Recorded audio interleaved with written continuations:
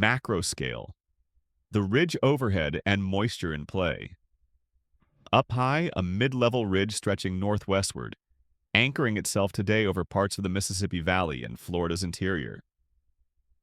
South Florida remains under the eastern flank of this ridge, while Georgia sits just along its periphery.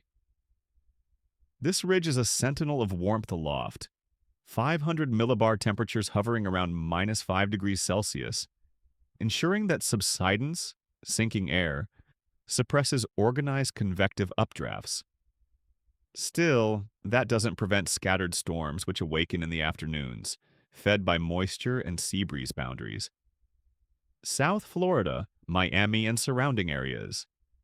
Here, ridging aloft combines with light unidirectional flow from surface to 300 millibars and a bit of dry mid-level air mixing down. The result?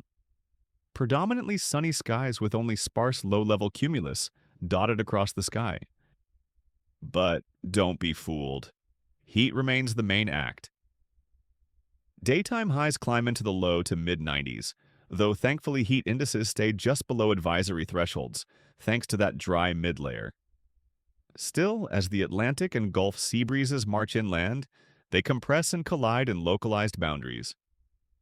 Even without strong lift from larger synoptic features where these boundaries meet, small clusters of showers or storms can pulse briefly, especially if outflow boundaries interact. Down the timeline, a tropical wave approaching the straits by Saturday hints at increased moisture and convective opportunities later in the weekend. Georgia, Atlanta, and Central Region. Here, the macro ridge aloft is similarly in place, maintaining gentle subsidence. Moisture is ample. Dew points in the low 70s, north to mid-70s. Degrees Fahrenheit central, supporting potential for afternoon diurnal convection. Tonight, a mesoscale convective vortex, MCV, drifting east from Alabama, paired with a sagging, weak frontal boundary, provides a more explicit focus for storms. This setup may yield slow-moving, heavy thunderstorms, capable of hourly rain rates exceeding 2 inches, with localized totals over 4 inches and isolated flash flooding, especially over the Atlanta metro between 6 p.m. to 10 p.m. Some storms may also bring downbursts and wind gusts of 40 to 50 miles per hour, enough to topple branches or disrupt power, though widespread damage is unlikely. As overnight winds settle and soils remain wet, patchy fog may form Saturday morning, particularly where overnight clearing occurs.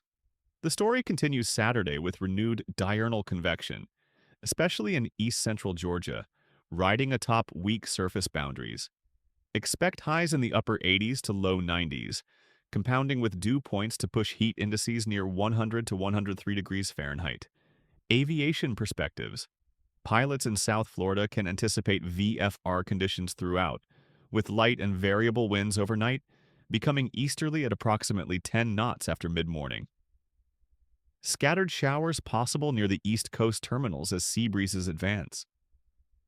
Gulf breeze may affect KAPF in the afternoon with isolated storms.